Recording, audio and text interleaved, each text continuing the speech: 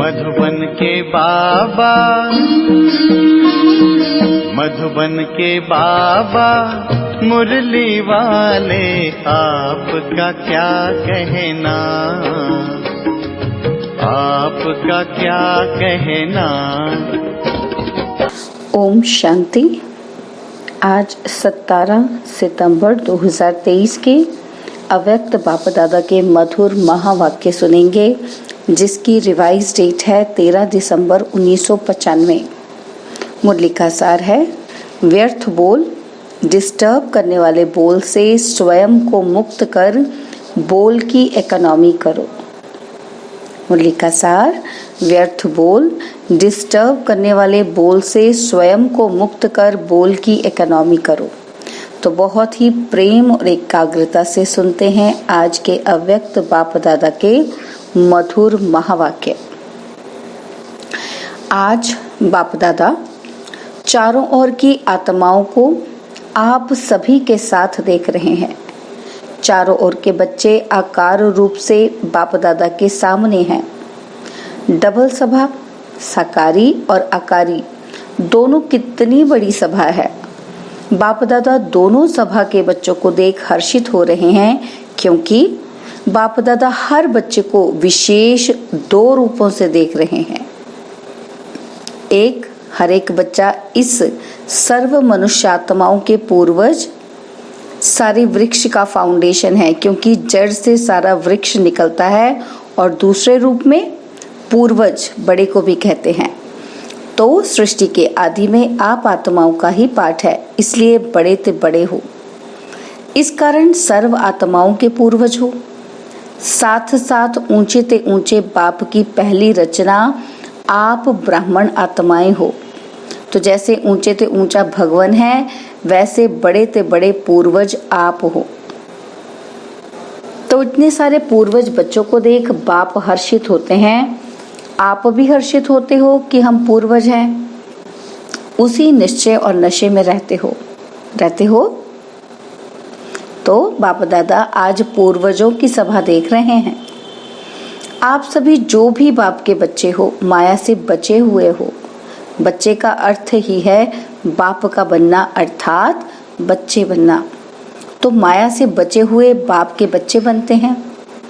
आप सभी माया से बचे हुए हो ना, कि कभी चक्कर में आ जाते हो माया के। कहते हैं ना कि ऐसा भी चक्र भी होता है जो बहुत तरीके से निकलना होता है। तो कोई भी माया के चक्रव्यूह में फंसने वाले तो नहीं हो क्या? कोई चक्कर है? बचे हुए हो? तो बच्चे कहते हैं हाँ जी बाबा। तो बाबा कहते हैं ऐसे नहीं करना कि यहाँ हाँ जी करके जाओ और वहां जाकर कहो ना जी। जब एक बार चक्कर से निकलने का रास्ता या विधि आ गई तो फिर फंसने की बात ही नहीं है। माया को भी अच्छी तरह से जान गए हो ना, कि कभी अनजान बन जाते हो और फिर कहते हो हमको तो पता ही नहीं पड़ा कि ये माया है। क्योंकि जैसे आजकल का फैशन है ना, भिन्न भिन्न फेस बहुत पहन लेते हैं। तो अभी अभी क्या बनेंगे?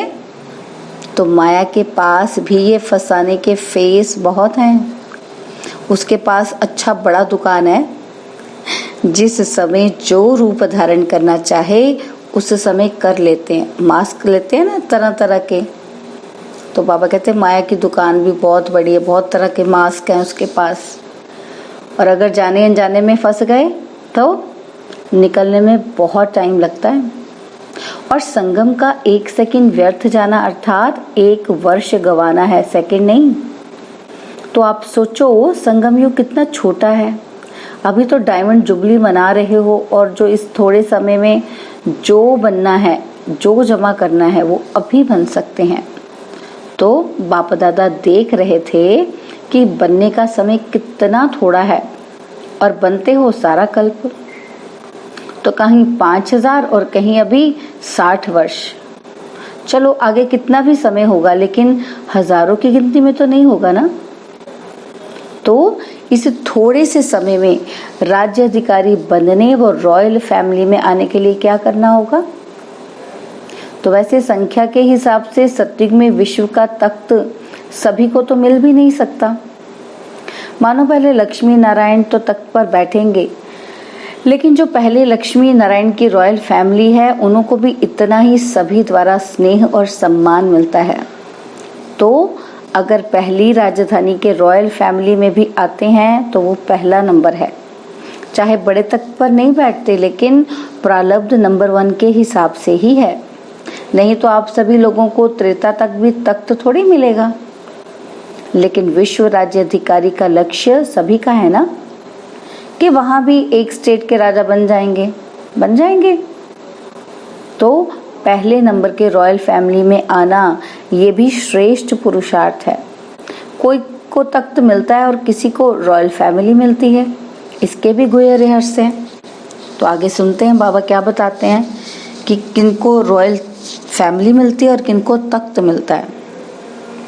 तो बाबा वो रहस्य बताते हैं। बाबा कहते हैं जो सदा संगम पर बाप के दिल तख्त नशीन स्वतः और सदा रहता है, माना कभी कभी नहीं, जो सदा आदि से अंत तक स्वप्न मात्र भी, संकल्प मात्र भी पवित्रता के व्रत में सदा रहा है ना, स्वप्न तक भी अपवित्रता को टच नहीं किया है, ऐसी श्रेष्ठ आत्माएं तख्त नशीन हो सकती हैं।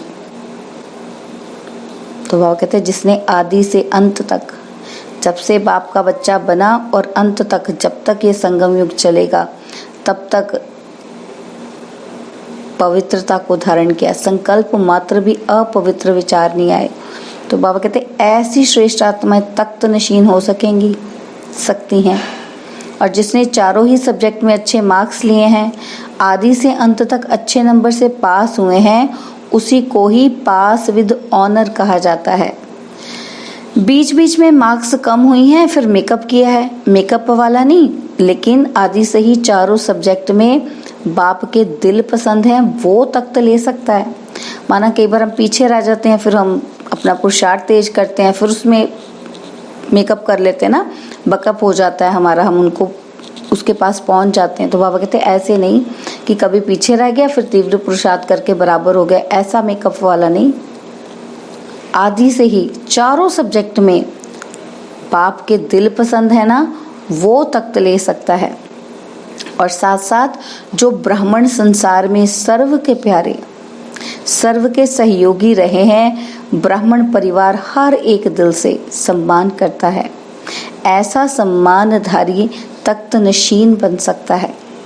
अगर इन बातों में किसी ना किसी में कमी है तो वो नंबरवार रॉयल फैमिली में आ सकता है, चाहे पहली में आवे, चाहे 8वीं में आए, चाहे त्रेता में आए। तो अगर तख्त नशीन बनना है तो इन सभी बातों को चेक करो। अगर सेवा में 100 मार्क्स जमा है और धारणा में 25% है तो क्या होगा, वो अधिकारी बनेगा अधिकारी। और कई बच्चे और सब्जेक्ट में आगे चले जाते हैं, लेकिन प्रैक्टिकल धारणा में जैसा समय है वैसा अपने को मोल्ड करना, वो है रियल गोल्ड। कहाँ माया भी बच्चों से होशियार हो जाती है, वो फट से समय प्रमाण स्वरूप धारण कर लेती है। जैसा समय होगा वैसा रूप धारण कर लेगी। और बच्चे क्या कहते हैं फिर, बाप के पास तो सबकी बातें आती है ना, मानो एक रॉन्ग है और दूसरा राइट है, तो ऐसे भी तो होता है कि दोनों की तरफ से कोई ना कोई कमी होती है। लेकिन मानो आप बिल्कुल ही अपने को राइट समझते हो और दूसरा बिल्कुल ही रॉन्ग है, तो आप राइट हो और वो रॉन्ग है, फिर भी जैसा समय, जैसा वायुमंडल देखा जाता है वैसे अपने को ही चाहे समाना पड़ता है, चाहे मिटाना पड़ता है, चाहे किनारा करना पड़ता है। लेकिन बच्चे क्या कहते हैं कि क्या हर बात में, हर समय में हमको ही मरना है क्या, मरने के लिए हम हैं और मौज बनाने के लिए ये है, सदा ही मरना है, ये मरना तो बहुत मुश्किल है।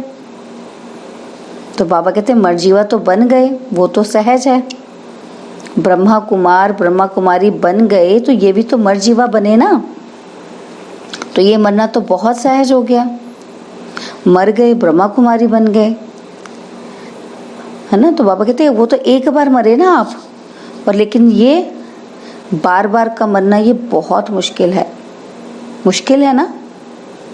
छोटियां कहती हैं कि हमको ही ज्यादा मरना पड़ता है और बड़े कहते हैं हमको ही ज़्यादा सुनना पड़ता है। तो आपको सहन करना पड़ता, उनको सुनना पड़ता, तो ये मरना किसको है? कौन मरे? एक मरे या दोनों मरे? दोनों ही मर गए तो बात खत्म, खेल खत्म। तो बाबा कहते मरना आता है, ये थोड़ा मुश्किल लगता है, थोड़ा थोड़ा सांस हाँफता है, मुश्किल सांस निकलता है, तकलीफ होती है। बाबा पूछ रहे हैं कि उस समय जब कहते हो ना कि क्या हमें ही मरना है, हमें ही बदलना है, क्या मेरी जिम्मेवारी है बदलने की? दूसरे भी तो हैं, आधा आधा बांट लो कि तुम इतना मरो मैं इतना मरूं। तो बाप दादा को तो उस समय रहम भी बहुत आता है बच्चों के ऊपर कि बच्चे ये क्या सोच रहे हैं। तो बाबा कहते हैं लेकिन ये मरना मरना नहीं है, ये मरना सदा के लिए जीना है। लोग कहते हैं ना कि मरे बिना स्वर्ग नहीं मिलेगा, तो उस मरने से तो स्वर्ग मिलता नहीं, लेकिन इस मरने से स्वर्ग का अधिकार जरूर मिलेगा। इसलिए ये मरना अर्थात स्वर्ग का अधिकारी बनना। डर जाते हो ना कि मरना पड़ेगा, सहन करना पड़ेगा, तो बात बहुत बड़ी हो जाती है। आप सोचो कोई भी डाकू या चोर है नहीं, लेकिन आपको डर बैठ गया है कि डाकू है, चोर है, तो भय से क्या होता है? डर बैठ गया ना मन में कि है उधर। तो बाबा कहते भय से क्या होगा? भय से तो हार्ट नीचे ऊपर होगी, दिल में धड़कन तेज हो जाएगी, है ना, या ब्लड प्रेशर ऊपर नीचे होगी। तो डर से तो यही होता है ना, तो डर जाते हो। तो बाबा कहते हैं मरना बड़ी बात नहीं है, लेकिन आपका डर बात को बड़ा बना देता है। और फिर कहते हैं कि पता नहीं हमको क्या होता है, पता नहीं। लेकिन जैसे हिम्मत से मरजीवा बनने में भय नहीं किया ना, बाबा का बन गए, खुशी खुशी से किया। ऐसे खुशी खुशी से परिवर्तन करना है, मरना शब्द नहीं है ये। तो बाबा कहते खुशी खुशी से मरजीवा बन गए, पुराने को मार दिया ना अपने, तो खुशी खुशी से किया ना अपने परिवर्तन। तो ये परिवर्तन करना है, ये असल में मरना शब्द नहीं है। लेकिन आपने क्या किया? मरना मरना शब्द कह दिया, इसलिए डर जाते हैं। वो सोचते हैं पता नहीं क्या मरना है। तो वास्तव में ये मरना नहीं है, लेकिन अपने धारणा की सब्जेक्ट में नंबर लेना है। सहन करने में घबराओ मत। क्यों घबराते हो? क्योंकि समझते हो कि झूठी बात हम क्यों सहन करें, है ना, इसीलिए घबराते हो ना। तो लेकिन सहन करने की आज्ञा किसने दी है? और झूठ बोलने की आज्ञा किसने दी है? दी है किसी ने झूठ बोलने की आज्ञा? बाबा कहते कई बच्चे सहन करते भी हैं, लेकिन मजबूरी से सहन करना और मोहब्बत में सहन करना, इसमें अंतर है। बात के कारण सहन नहीं करते हो, लेकिन बाप की आज्ञा है सहनशील बनो, तो बाप की आज्ञा मानते हो। तो परमात्मा की आज्ञा मानना ये खुशी की बात है ना, कि मजबूरी है। तो कई बार सहन करते भी, लेकिन थोड़ा मिक्स होता है ना, मोहब्बत भी होती है और मजबूरी भी होती है। सहन कर ही रहे हो तो क्यों नहीं खुशी से ही करो, मजबूरी से क्यों करो? जो व्यक्ति सामने आता है ना, तो फिर मजबूरी लगती है, और जब बाप सामने आता है तो बाप की आज्ञा का पालन कर रहे हैं, तो फिर मोहब्बत लगेगी, मजबूरी नहीं, है ना। तो ये शब्द नहीं सोचो कि मजबूरी है। तो आजकल ये तो बहुत कॉमन हो गया है, क्या मरना पड़ेगा, कब तक मरना पड़ेगा? अंत तक, या 2 साल, 1 साल, 6 मास, फिर तो अच्छा कि मर ही जाएं। लेकिन बाबा कहते लेकिन कब तक मरना है? ये मरना नहीं है, ये अधिकार पाना है। तो क्या करेंगे? मरेंगे। बाबा कहते हैं मरना शब्द खत्म कर दो। मरना सोचते हो ना तो मन से डर लगता है ना। देखो अपना मृत्यु तो छोड़ो, कोई कोई तो दूसरे का मृत्यु देखकर भी डर जाते हैं। तो ये शब्द परिवर्तन करो, ऐसे ऐसे नहीं बोलो, शुद्ध भाषा बोलो। ब्राह्मणों की डिक्शनरी में ये शब्द है ही नहीं, पता नहीं किसने शुरू किया है, किया तो आप लोगों में से ही है ना। तो बाबा कहते आप माना, जो सामने बैठे वो नहीं, ब्राह्मणों ने किया है। तो हम बच्चे भी तो ब्राह्मण है ना। तो बाबा कहते ये मन्ना शब्द किसने इस्तेमाल करना शुरू किया? ब्राह्मणों ने किया। बाप दादा ने ये तो एक मिसाल सुनाया कि ऐसे बोलते हैं, लेकिन सारे दिन में ऐसे व्यर्थ बोल या मजाक के बोल भी बहुत बोलते हैं। अच्छे शब्द नहीं बोलेंगे, लेकिन कहेंगे मेरा भाव नहीं था, ये तो मजाक में कह दिया। तो ऐसा मजाक क्या ब्राह्मण जीवन में आपके नियमों में है? लिखा हुआ तो नहीं है, नहीं है ना? कभी पढ़ा है कि मजाक कर सकते हैं? मजाक करो लेकिन ज्ञान युक्त, योग युक्त। बाकी व्यर्थ मजाक जिसको आप मजाक समझते हो, लेकिन उससे दूसरे की स्थिति डगमग हो जाती है, तो वह मजाक हुआ कि दुख देना हुआ। दूसरे की स्थिति से उसको गिरा दिया तो ये दुख देना हुआ ना। तो आज बाप दादा ने देखा कि एक तो सभी पूर्वज हैं और दूसरा सबसे बड़े से बड़े पूज्य आत्माएं भी आप हो। दो बातें देखी ना बाबा ने हमने, कि आप पूर्वज हो और पूज्य आत्माएं भी आप हो।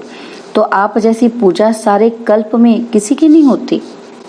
तो पूर्वज भी हो और पूज्य भी, लेकिन पूज्य भी नंबरवार हैं। जो भी ब्राह्मण बनते हैं उनकी पूजा होती है जरूर, लेकिन किसी की विधि पूर्वक होती है और किसी की काम चलाऊ होती है।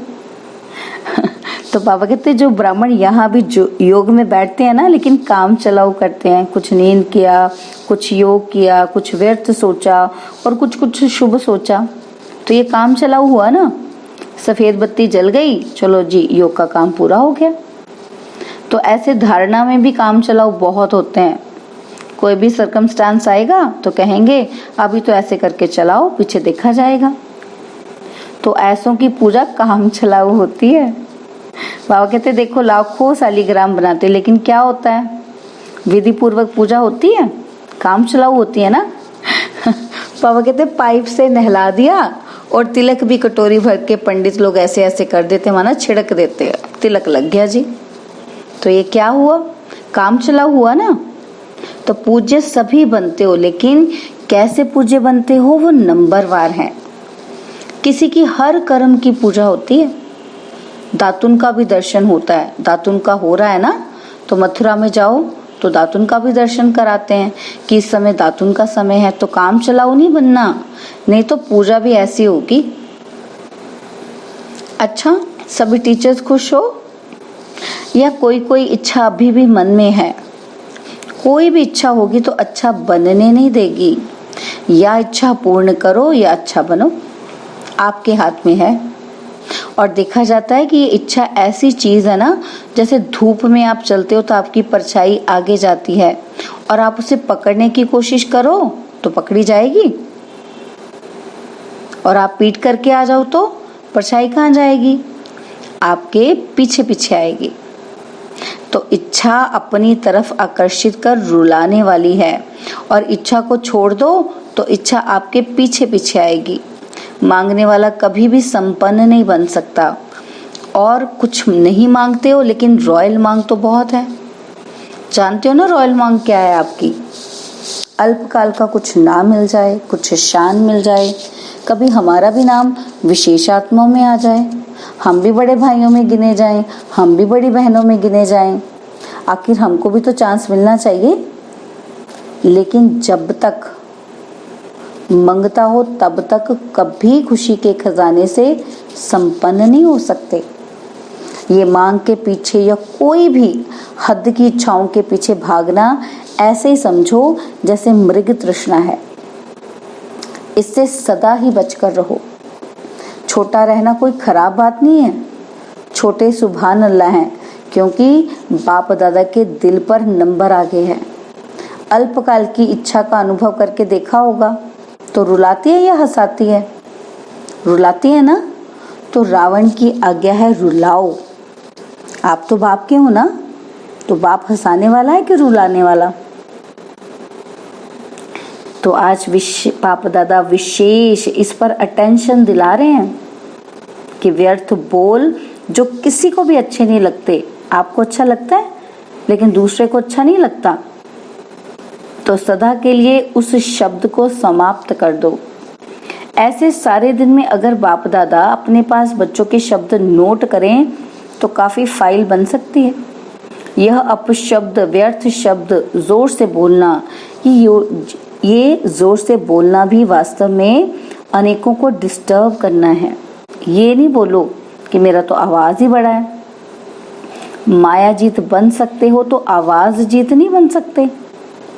तो ऐसे किसी को भी डिस्टर्ब करने वाले बोल और व्यर्थ बोल नहीं बोलो। बात होती है तो 2 शब्दों की, लेकिन आधा घंटा उस बात को बोलते रहेंगे। तो ये जो लंबा बोलते हो ना, जो 4 शब्दों में काम हो सकता है, वो 12-15 शब्द में नहीं बोलो।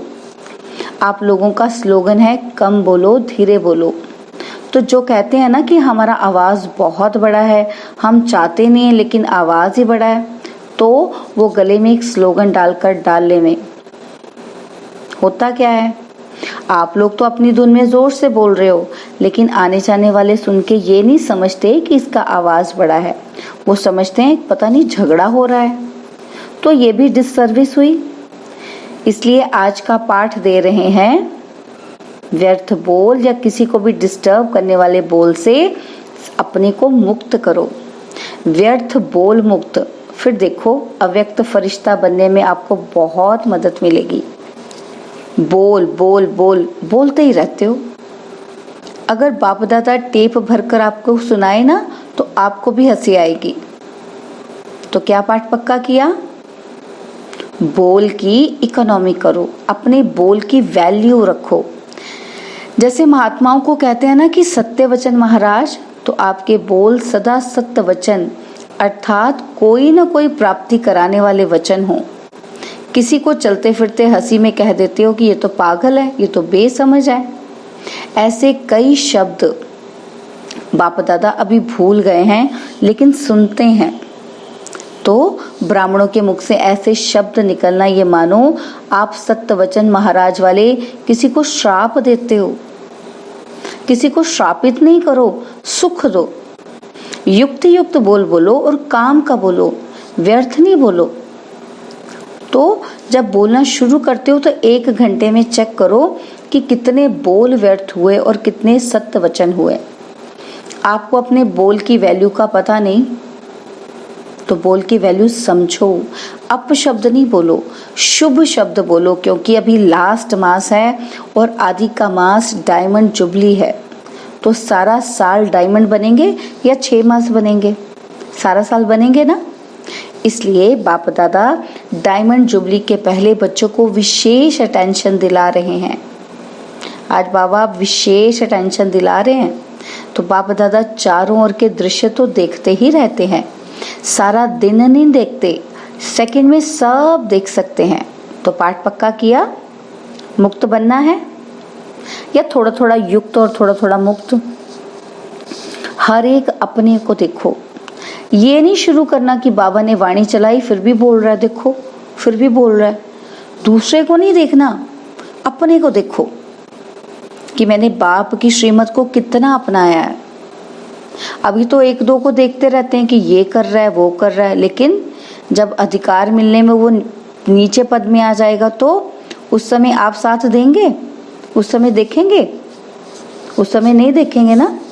तो फिर अभी क्यों देखते हो? जब कोई पीछे रह जाएगा, आप लाइन में आगे लगे होगे तो उसको देखोगे कि उसको भी आगे कर लें? उसको तो फिर नहीं देखेंगे ना। तो फिर बाबा कहते हैं अभी क्यों देखते हो? अच्छा, सभी मुक्त बनेंगे ना? सभी को पाठ याद है? कौन सा पाठ? व्यर्थ बोल मुक्त याद है? भूल तो नहीं गया ना? अच्छा, चारों ओर के पूर्वज आत्माओं को,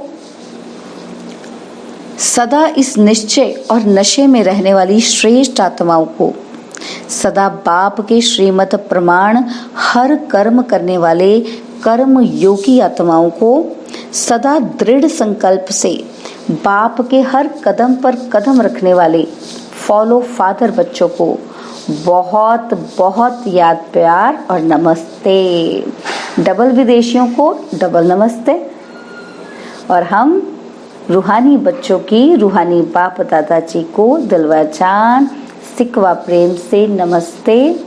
ओम शांति। प्यारे बाबा, मीठे बाबा, मेरे बाबा, शुक्रिया बाबा, शुक्रिया बाबा, शुक्रिया। बाबा ने आज वरदान दिया, लौकिक को अलौकिक में परिवर्तन कर घर को मंदिर बनाने वाले आकर्षण मूर्त भव। लौकिक को अलौकिक में परिवर्तन कर घर को मंदिर बनाने वाले आकर्षण मूर्त भव। प्रवृत्ति में रहते घर के वायुमंडल को ऐसा बनाओ जिसमें कोई भी लौकिकता ना हो। कोई भी आए तो अनुभव करे कि ये तो अलौकिक है, लौकिक नहीं। यह साधारण घर नहीं लेकिन मंदिर है। यह है पवित्र प्रवृत्ति वालों की सेवा का प्रत्यक्ष स्वरूप। स्थान भी सेवा करे, वायुमंडल भी सेवा करे। जैसे मंदिर का वायुमंडल सबको आकर्षित करता है, ऐसे आपके घर से पवित्रता की खुशबू आए तो वह खुशबू स्वतः चारों ओर फैलेगी और सबको आकर्षित करेगी। स्लोगन है, मन बुद्धि को दृढ़ता से एकाग्र कर कमजोरियों को भस्म कर दोगे तब कहेंगे सच्चे योगी। मन बुद्धि को दृढ़ता से एकाग्र कर कमजोरियों को भस्म कर दो तब कहेंगे सच्चे योगी। ओम शांति। तो आज की सूचना है कि आज अंतर्राष्ट्रीय योग दिवस तीसरा रविवार है, तो सायं 6:30 से 7:30 बजे तक सभी भाई बहनें योग अभ्यास में अनुभव करें कि मुझ आत्मा द्वारा पवित्रता की किरणें निकलकर सारे विश्व को पावन बना रही हैं और मैं मास्टर पतित पावनी आत्मा हूँ। ओम शांति। और अब यह एक बहुत अच्छी वीडियो भी जरूर देखें।